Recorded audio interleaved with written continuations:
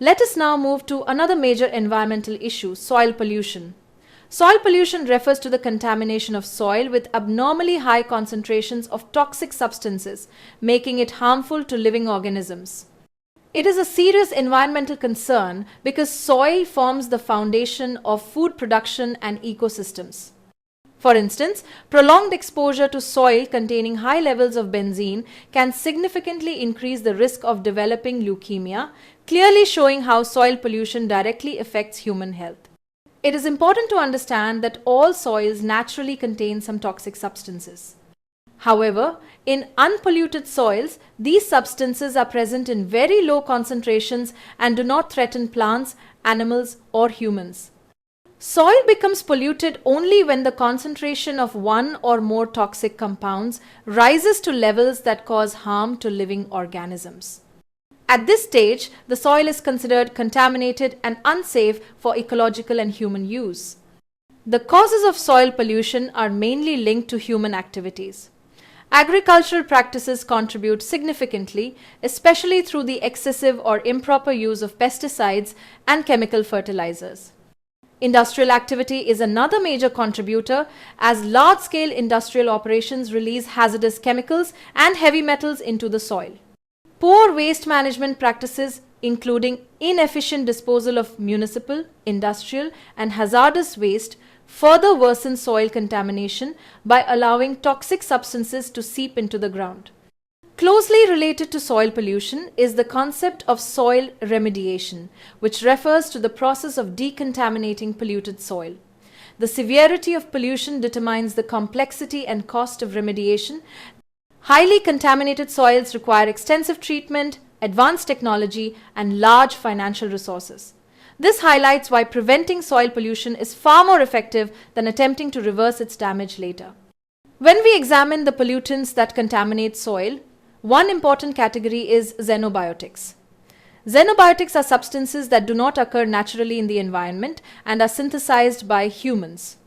The term comes from the Greek words xenos, meaning foreign, and bios, meaning life.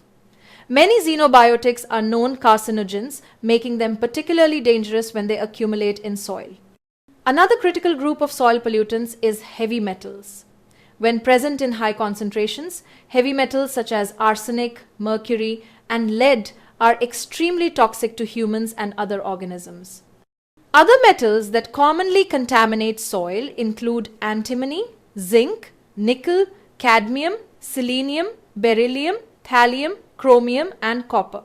These metals enter the soil through activities like mining, agriculture, disposal of electronic waste, and medical waste. Once deposited, heavy metals persist for long periods and are difficult to remove.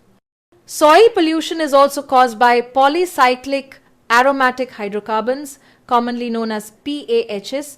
These are organic compounds made only of carbon and hydrogen and contain multiple aromatic rings in their structure. Common examples include naphthalene, anthracene, and phenylene. Exposure to PAHs has been linked to various cancers and cardiovascular diseases. Major sources of PAHs include coal processing, vehicle exhaust emissions, cigarette smoke, and shale oil extraction. Another major contributor to soil pollution is industrial waste. When industrial waste is discharged directly onto land or improperly disposed of, it introduces several hazardous substances into the soil. These include chlorinated industrial solvents, dioxins produced from pesticide manufacturing and waste incineration, plasticizers, dispersants, polychlorinated biphenyls, and petroleum hydrocarbons such as benzene and methylbenzene, which are well-known carcinogens. Pesticides form another important category of soil contaminants. Pesticides are chemicals used to kill or control pests and are broadly classified into herbicides, insecticides, and fungicides. Herbicides control unwanted plants and weeds, insecticides kill insects, and fungicides inhibit the growth of parasitic fungi. A major problem associated with pesticide use is pesticide drift, where chemicals unintentionally spread into surrounding soil and water bodies. Common pesticide contaminants include triazenes, carbamates, and aliphatic acids in herbicides, organophosphates and chlorinated hydrocarbons in insecticides, and mercury compounds, thiocarbamates, and copper sulfate in fungicides. Long-term exposure to these chemicals can cause nervous system disorders, immune system damage, cancer, and birth defects.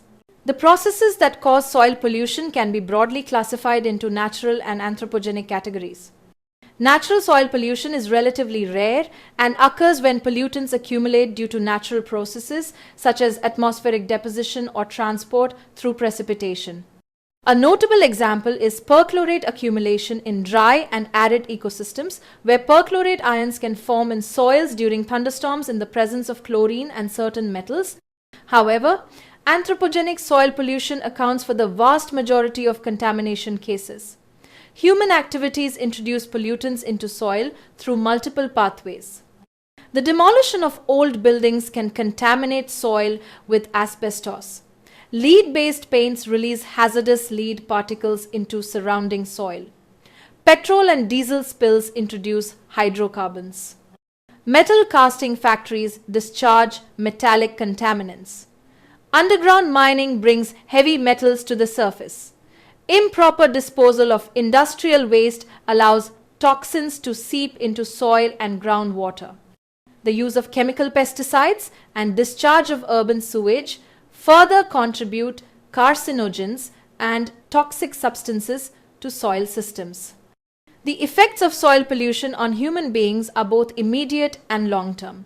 Soil contaminants can enter the body through skin contact, inhalation of contaminated dust, or ingestion of polluted food. Short-term exposure may cause headaches, nausea, vomiting, coughing, chest pain, wheezing, skin irritation, eye irritation, fatigue, and weakness. Long-term exposure is far more dangerous. Lead contamination can permanently damage the nervous system, especially in children. Certain pollutants depress the central nervous system, damage vital organs like the liver and kidneys, increase cancer risk, and cause congenital disorders linked to petroleum, hydrocarbons, and industrial solvents. Soil pollution also severely affects plants and animals. Contaminated soil often lacks essential nutrients, making plant growth difficult. Toxic elements such as inorganic aluminum increase soil salinity and further reduce soil fertility. Plants grown in polluted soil tend to bioaccumulate contaminants. When animals consume these plants, pollutants move up the food chain, leading to diseases in animals and humans, and in extreme cases, the extinction of sensitive species. At the ecosystem level, soil pollution has widespread consequences. Volatile contaminants can enter the atmosphere through wind action or seep into groundwater, causing air and water pollution. Certain soil pollutants, such as ammonia, contribute to acid rain. Acidic soils become hostile to beneficial microorganisms that help decompose organic matter and maintain soil structure, resulting in degraded soil quality. Crop productivity also suffers greatly. For example, in China, millions of tons of grain have been declared unfit for consumption due to heavy metal contamination, leading to major economic losses and food security concerns. In summary, soil pollution is a silent but powerful environmental threat. Its effects extend from soil health to human well-being, food safety, and ecosystem stability. Preventing contamination, improving waste management, and adopting sustainable agricultural and industrial practices are essential to protect soil, one of our most vital natural resources. Let us now move to another important form of environmental pollution that directly affects human well-being: noise pollution. Noise pollution refers to the spread of loud, unwanted, and unpleasant sounds that disturb normal human and animal activities and often cause harm. Unlike air or water pollution, noise pollution is invisible, yet its effects are deeply damaging. Studies clearly show that exposure to noise pollution adversely affects both the physiological health and the psychological health of a person, and this dual impact has been directly asked in exams. Prolonged exposure can silently degrade quality of life without people even realizing the cause. When we look at the sources of noise pollution, outdoor noise across the world mainly originates from machines, transportation systems, and various modes of sound propagation. Traffic congestion, construction activities, industrial machinery, and public transport are among the biggest contributors. Poor urban planning further aggravates the problem by placing residential areas close to highways, railways, or industrial zones. A very important exam-specific fact to remember is that the average noise levels in heavy traffic zones in major Indian cities generally fall within the range of 70 to 95 decibels, A-weighted, which exceeds safe limits and poses serious health risks. To understand noise pollution scientifically, we must understand how noise is measured. Researchers analyze sound using three main parameters: sound pressure, sound intensity, and frequency. Let us begin with sound pressure level, commonly abbreviated as SPL. Sound pressure level helps determine how loud a sound is by comparing it to the threshold of human hearing. A key numerical value that examiners often test is that a sound pressure of 20 micropascals corresponds to 0 decibel, which represents the lowest sound level detectable by the human ear. Next comes sound intensity, which is measured in watts per square meter. Sound intensity refers to the amount of sound energy passing through a given area. An important exam-focused concept here is that two sounds may have the same intensity but different frequency characteristics, and yet they may appear to have different loudness to the human ear. This highlights that loudness perception is not based on intensity alone. The third important parameter is frequency, which is measured in hertz. Humans can generally hear sound frequencies ranging from 20 hertz to 20,000 hertz. However, the human ear does not respond equally to all frequencies. The response of the human ear to noise of different frequencies is not uniform, a conceptual point that has been asked in exams. This is why some sounds feel more disturbing than others, even at the same intensity level. The impact of noise pollution on human health depends on several interacting factors. These include the intensity of noise, the duration of exposure, the sensitivity of the human ear, and the frequency range of the noise. This combination of factors determines whether noise causes mild irritation or severe physical and psychological damage, and this framework has been directly tested in exams. Now let us move to decibel levels and regulations, which are extremely important from an exam point of view. The World Health Organization classifies noise levels above 65 decibels as noise pollution. Understanding comparative noise levels also helps in conceptual clarity. The correct increasing order of average noise levels from common sources is typical office noise, followed by conversational speech, then a city street corner, followed by highway traffic, and finally aircraft noise during takeoff. This sequence has appeared in exams and should be remembered as a hierarchy. In India, noise pollution is regulated under the Noise Pollution Regulation and Control Rules 2000, which lay down standards for different zones. According to these rules, noise levels in educational institutions during night time from 10 p.m. to 6 a.m. must not exceed 40 decibels, a direct exam-tested value. Similarly, for residential areas, the prescribed daytime noise limit is 55 decibels, another numerical standard frequently asked in exams. These regulations aim to protect vulnerable populations such as students, patients, and residents from excessive noise exposure.